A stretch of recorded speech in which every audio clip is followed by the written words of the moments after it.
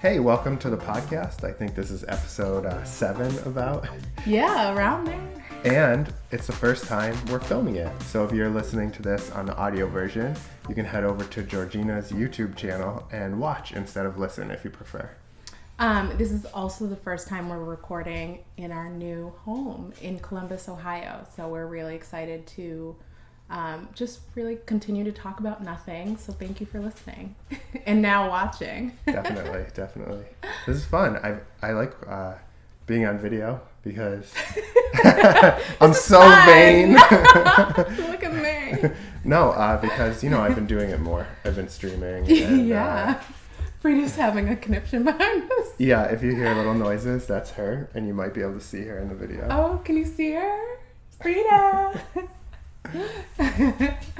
Speaking of Frida, though, we have had the most stressful week because Frida came home from daycare. I think it was on Tuesday. The next morning, she wouldn't eat her breakfast, and she threw up some of her dinner. Excuse me, sorry, I hope I'm not eating. From the night before. She wouldn't eat the whole day. She had a little bit of a treat, her favorite treat, and then she threw up again. And then for the next 24 hours, she wouldn't eat anything. So we were freaking out. She was just not moving around a lot. So I didn't call into the vet every day, but they were finally bring her in. And they had to give her fluids. Sorry, sweetie. They had to give her fluids and anti-nausea medicine. And today is the first day that she ate breakfast and a small breakfast and lunch and didn't get sick. So we're really, really grateful. And she does seem like she's up to her old self, but yes, as you saw her jumping on me. Great for her and us and our life, not great for filming a podcast. No, so bear with us, please. So why don't you talk about what we've been up to? Up to a lot of things, getting the place ready. Getting your office ready, which has been awesome. Me working on streaming, working on doing a lot of Thanksgiving content for the website. So wait, you just said streaming. So tell everyone where you stream, what day, so they can tune in. Sure. I stream on Twitch, YouTube, and Facebook at 2 o'clock on Thursdays. 2 o'clock Eastern PM Standard? Eastern Standard Time, yes. Got it. And, we have an international audience. People tune in from Sweden. They're family, but they're still special to us. True. But yeah, it's been fun. And you know why I really like it? It's because I don't like Facebook. I don't like using it. Got it. Don't like posting on it. I feel like it feels like a waste to me. Sometimes I feel furthest away from my audience there. Coincidentally, this is where the most of his audience is. But the difference is they clicked like once because they liked one of my recipes. But the more personal I get, or the things that I post that aren't on brand, just flop there. Yeah. And I want to be a little more personal. I used to want to just be this blank person who created recipes, but now everyone's creating recipes, and my stuff's different, but it comes from who I am. So it's important to me to show a little bit more of who I am. And I just feel like doing anything there is a waste of time, even though a lot of people see it. It's not a ton, and it's I'm not building anything. It's the same audience always. I don't get super excited unless something goes truly viral, over 100,000 things or something. And I feel like I'm wasting time there because we've all put our eggs in one basket at one point or another in our social media life. And you need to be expanding on all channels. So that's why I absolutely love streaming on Twitch? It's called Streamlabs, or OBS is the software, because I can be on Twitch and YouTube where I'm building new channels, but also remaining solid on my core and helping them get to know me better because they're seeing me in a for different real. way. Yeah. I saw actually, because I didn't even know you were streaming. I was watching on Twitch. I didn't know you were on Facebook. So after he had been talking, responding to a lot of questions, and I was I don't see these questions. What, am I blocked from all these people? And so I was oh my God, it was on Facebook, and all these people were oh my God, you're live, because you'd never really gone live on your Facebook that much. So I feel it is, kind of giving them a different viewpoint, which is always important. Yes, it's definitely, it's good. It's keeping my core strong while doing new things, which is perfect because I can kill two birds in one stone, as they say. So what else have we been up to? I think, well, today we have a virtual Friendsgiving that I kind of organized with our friends Matthew Simcoe, his partner Dave, and Brian Samuels, and hopefully his partner Eric as well, his husband. Better half. No, I'm just joking. I say that to Brian's face. So we're gonna, Dan's gonna make some really fun, festive Thanksgiving or autumnal cocktails. I'm gonna make a Turkey Day charcuterie board because, it's not your typical Thanksgiving. We're not gonna be doing anything typically Thanksgiving this year at all, because this is the first time we don't have to make dishes that everybody likes or be conscious of all these different just preferences or allergies. So we could have just had a Thai Thanksgiving if we wanted, but we're just going to do whatever we want. And I think that's why I've been more excited to share Thanksgiving foods this year too, because I make things that aren't the normal thing, and I kind of squeeze them in for Friendsgiving and all that stuff. But this is the year where people can do something different. So I've been enjoying posting that side of it too. Awesome. Let's talk about some recent influencer stuff.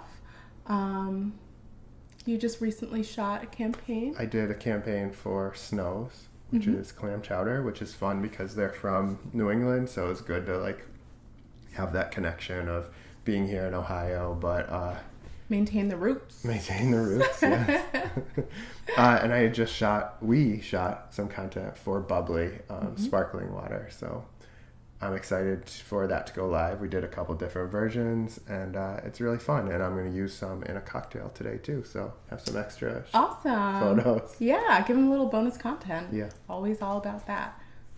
And I recently shot You've been doing everything with Carvana, all about kind of where we find hidden fees, which was so timely, honestly, because I've dragged Dan into this financial literacy book club, members too, obviously, because I just feel like we can always be doing more. We moved here with the intention, obviously, to experience new things. We both love Columbus, but we were able to really cut our living expenses so drastically to accelerate our savings to buying, our dream home. Or maybe not. We'll just save a ton of money and just travel. We're not sure, but we wanted to just be more responsible. It's really hard being an adult. So so hard. So hard. So anyways, Carvana, that was really fun, and I really appreciate those folks over there. And then we just shot Scotty's tissues. And I don't want to ruin the surprise because it's coming out before that content, but it is really fun seasonal content that does include me kind of decking out my office for the holidays, which I've never done before. Number one, I've never had an office. And number two, I kind of did, but it was janky.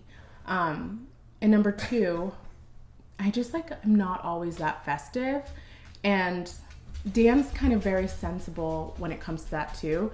We never put up our tree super early. I don't know if you guys do, and I do not judge anyone, but this year I was kind of what do you think about putting our... Oh, is she gonna touch the thing? Oh. Frida? No, she's fine. Frida's gonna press pause, so if we lose audio, I'm sorry.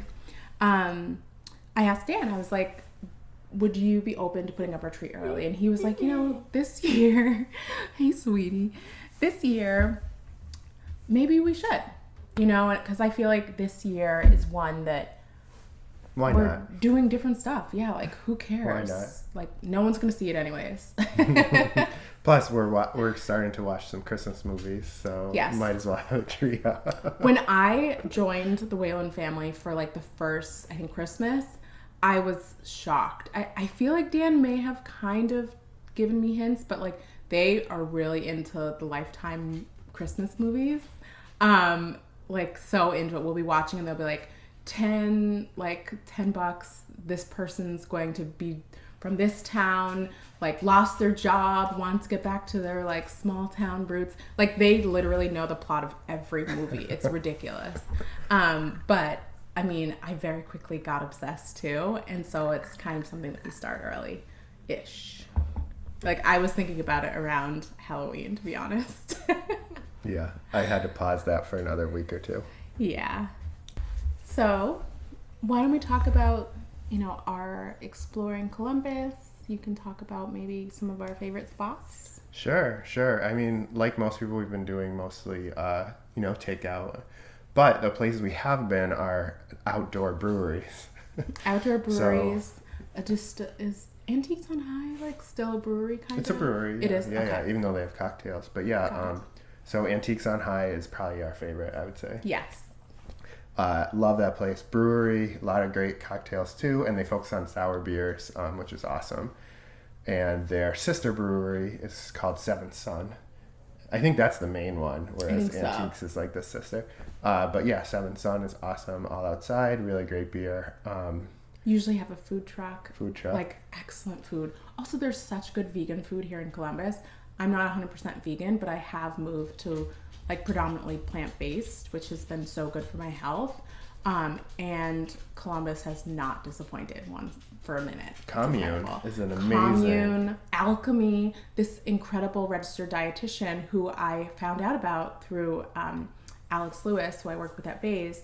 She was like, oh, like you should go to her. She opened up a cafe and it's wonderful because she has like obviously a dietetics background. So it's like that ethos, the food is medicine ethos is what helped me a lot. So immediately I was like, oh my goodness, let's try it. And it's freaking delicious. They have a vegan BLT that Dan loves. Yes, it's smoked mushroom. Yeah. It's very good. But yeah, we've gotten, the place we haven't gone that I'm dying to go is Wizard of Za. Oh my gosh, because we can't, okay, so it's so weirdly kind of exclusive, I think. You have, at this point, you have to like win. Or get on the waiting list. Something. That's like 1,000 I'm people. on the waiting list. Are you? I don't know. I didn't know how to do it. I don't know how to do it. Maybe give her a treat. Sorry, guys. It's because it's only on Instagram right now, and in his own kitchen, he's been trying it. But he has a location, and he's been testing at the actual location now, and they should open supposedly within a few weeks. And once they're open, the wait list is gonna go quick, and we'll be able to actually just like order it. Oh, I'm so excited. That's going to be exactly what we need, honestly, for the holidays. Yes, hopefully he's. I mean, when do you not need great pizza, though, right? Yeah, absolutely. And I do want to give a shout out to our favorite place in Columbus, All Paws. Oh yes, All Paws is Frida's daycare, but they also do grooming, training, and obviously boarding. And they are just the most amazing group of people. Cassie, who runs it. I don't know if you can see it, but they're currently on our fridge. There's a happy birthday card for Frida that they did a little photo shoot for her on her birthday.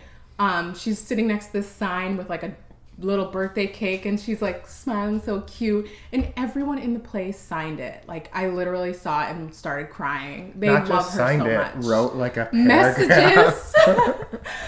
It's like a yearbook. Yeah, it was like, it was stay in just the touch. sweetest thing. Stay in touch. Oh my god, they are just the best. They do all kinds of fun things too. They have a photographer who comes in like almost every month for some kind of event. Like they had a donut one, they had a Halloween one, or Halloween. There's supposed to be an obstacle course. There's an obstacle course, and this one is incredible because it's all donation based. So you bring in dog or cat food, and your dog can participate. And you want to explain it, Era? I feel like I'm talking so much, which is not usual for me. What do you want me to explain that we had a bunch of extra dog food because Frida's so picky? No. We had a lot of extra dog food because, yes, Frida is very picky. But the premise of the obstacle course is they like lay out different plates of treats. They time it and they video it for you. And the dog like is supposed to go from place to place. Frida will probably like go bloom, bloom, like all the wrong ways. But like all you have to do is just donate some food for dogs that need it and cats. So it's just 100% great all around. Yeah, really great place. And I'm so happy we bring her there. And it's 2 days a week that we actually get work done around here. Yes. And it's important for her to socialize. Like she has to have a quick release collar for that. And we don't usually like to have that on her. Like when we walk her, she has a harness. So we, like the morning before she goes, we have to take off her other one and clip on the quick release one. And so she knows and she gets so excited. She'll come over if we have it in her hand and just sit there. She's so stinking sweet. Goes to see her friends. She loves it. Yeah. Yeah, so I think, that's most of the stuff we've been up to. Yeah, I think that's pretty much it. We are, this week is Thanksgiving. I'm so excited. Since our last recording, I actually started working with at Apartment Therapy in the Kitchen, 2 really incredible organizations that I've been following for like ever, and it's just like my dream job. I'm so excited.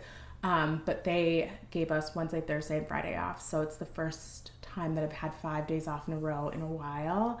So we're obviously staying at home, staying safe, but I'm really excited to just watch like nerdy movies with him. The Star Wars Lego movie. Not that that's Lego nerdy. Christmas special. But like it is there. Tell us the background on that, by the way. Like, because I feel like it's more complicated than I realized. It is weirdly complicated. Star Wars in 1979 or something, when only one movie was out, and it's been 3 years out, so kids were just like clamoring to have more.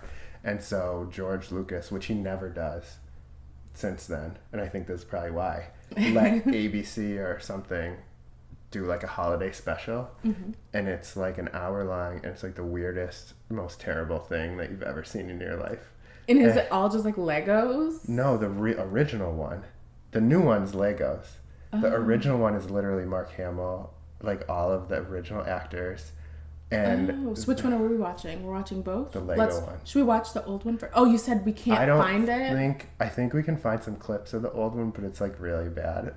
Oh, I still kind of want to see it. We'll watch some of it. A little. Yeah. Just to get a feel for it. And I'm sure there'll be like inside jokes. What else have we been watching? The Queen's Gambit was so Queen's good. Gambit. Oh my goodness. The Queen. So good. No, the Crown. The Crown. I call it the Queen all the time. Because of the Queen, yeah. Let's watch the Queen. We've been watching Law and Order UK, which in my opinion is so much funnier. I just feel like they have very dry humor. They're a little corny. It has like more of like a, maybe it's just because we don't live there though, but it has like a Sherlock Holmesy vibe and like a, just like a different vibe and more humor. Definitely. Whereas when you're watching the American one, it like it's so predictable. And, yeah. And like SVU just started coming on again, and I'm just noticing some things that seem problematic, especially with the mask usage. Like they'll be filming, and I'm sure there are reasons behind it, but they have a huge audience, so they'll be filming. Someone will be like coming in, they'll have their mask on, and they'll just like rip it off, and I'm just like. To me, it feels like they should either have pretended COVID never happened or really embraced it and worn their masks, not done a weird halfway version. It just like, I feel like for some people that may be younger or impressionable, like it just may be sending the wrong message. Not only that, the first freaking episode is like about police brutality, and I understand they're always trying to be timely and relevant, but it just like it seemed like really triggering watching it, and I almost didn't want to. I thought it was far too soon. Like this country still has a very long way to go. Like the year's not over yet. We have a hump like to get through until January. Yeah, it felt weird and rushed. And anyways, welcome to our SVU podcast. Yeah. Oh my God, that would be kind of funny. Like you would just say Ice Cube quotes. Iced tea. Oh God, iced tea. Here we are. Are you gonna edit that out? Please. Oh man. Yeah. I mean, I think we covered everything for the most part. But everyone, thanks for tuning in. All 6 of you. And stay home, stay safe. And if you go out, wear your mask, please. Thank you. See you next time. Bye.